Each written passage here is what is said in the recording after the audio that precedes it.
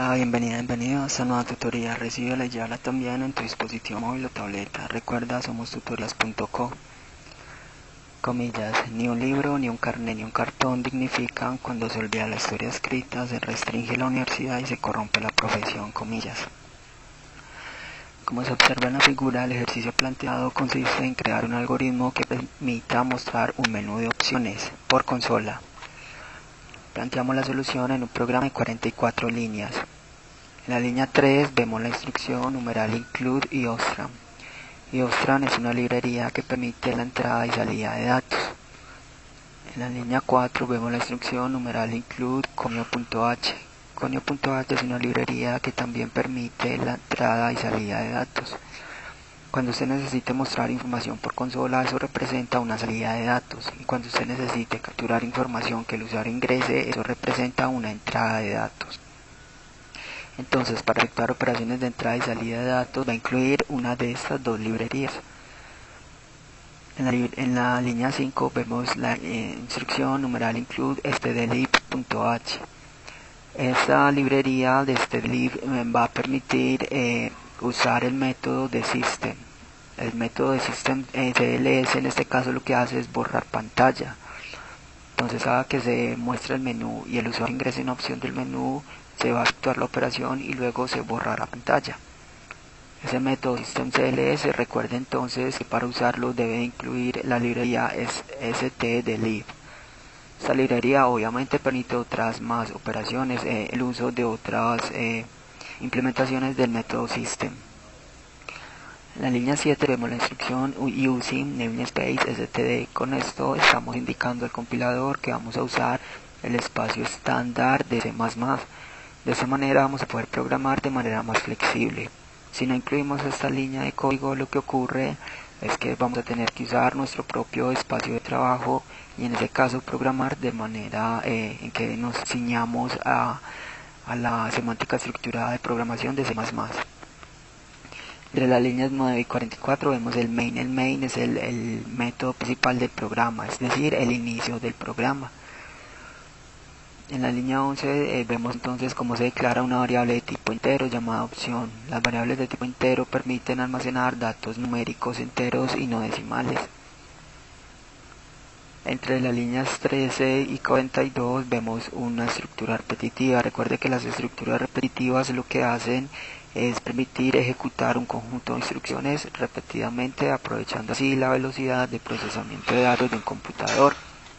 En este caso vemos un ciclo do while.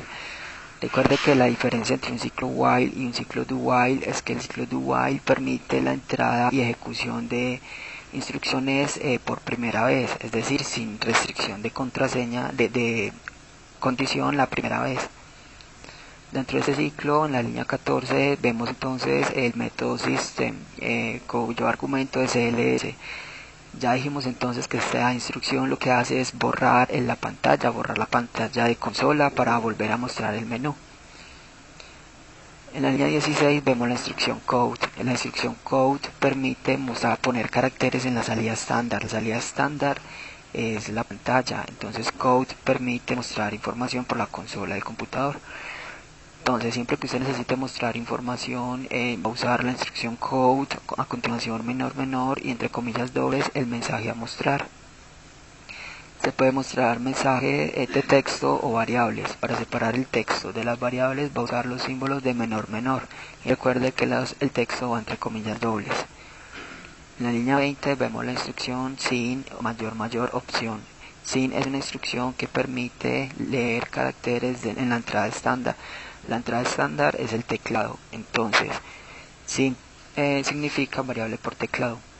Siempre que usted necesite capturar información que el usuario ingrese, va a usar entonces la instrucción sin mayor y a continuación el nombre de la variable que va a recibir dicho dato.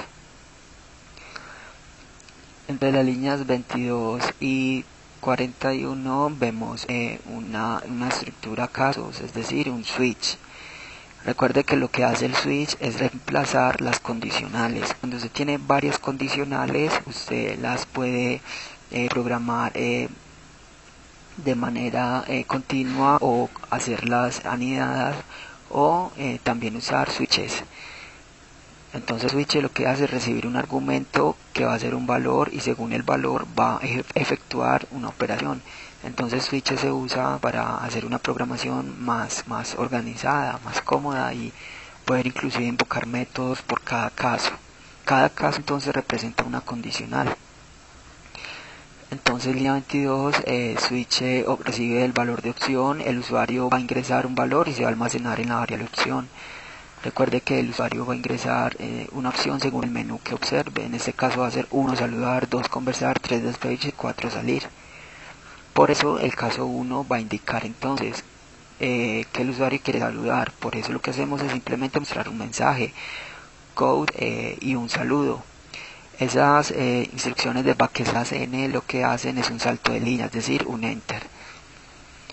Entonces mire que en ese caso simplemente estamos imprimiendo texto, ¿sí? para observar cómo se crea un menú, pero a nivel práctico se pueden lo que hacer acá son invocaciones de métodos, etcétera. Y en la línea 26 dentro del caso 1 vemos un break. Un break lo que hace es una salida del switch. Entonces como ya efectuó el caso 1, entonces se va a salir del switch y en ese caso retornaría al ciclo do while para procesar otra opción, es decir, otra vez el menú y otro dato.